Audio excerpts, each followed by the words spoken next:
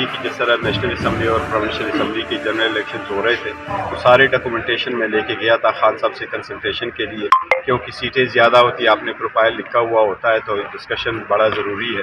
Last time high court نے ہمیں اجازت دے دی تھی اور مجھے اجازت دے دی کہ آپ ڈاکومنٹیشن لے کر کے خان صاحب کے ساتھ کنسلٹ کر کے فائنل کر سکتے ہیں۔ اس مرتبہ بھی سینٹ کے الیکشن ہو رہے ہیں، ہم نے درخواست دی ہے کہ اس کے لیے بھی ہمیں اجازت دی جائے تاکہ وہ ڈاکومنٹس ہم ساتھ لے جائیں اور اندر جانے کی اجازت ہو، کیونکہ یہ تھوڑی سی مشکل آ رہی ہے۔ اچھا، یہ سیفر کیس اور توشہ خانہ کیس کے سماعت ہیں، تو آپ کی کیا توقعات ہیں اور خان صاحب اس سے پہلے باہر آ رہے ہیں؟ امید تو ہے انشاءاللہ تعالی، ہمیشہ سے عدلیہ سے بڑی توقعات ہماری عدلیہ ہی ہے، باقی کسی طرف تو دیکھ نہیں سکتے۔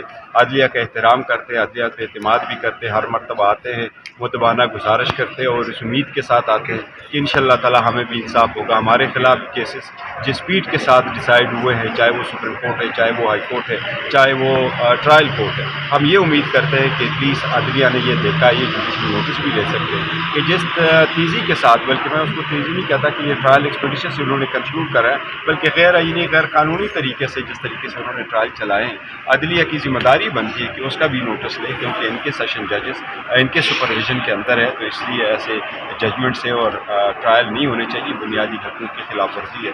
عدلیہ سے بہت امید ہے انشاءاللہ ہمیں ریلیف ملے گا ساری cases. Thank you. Please subscribe my channel for more updates. Thanks for watching.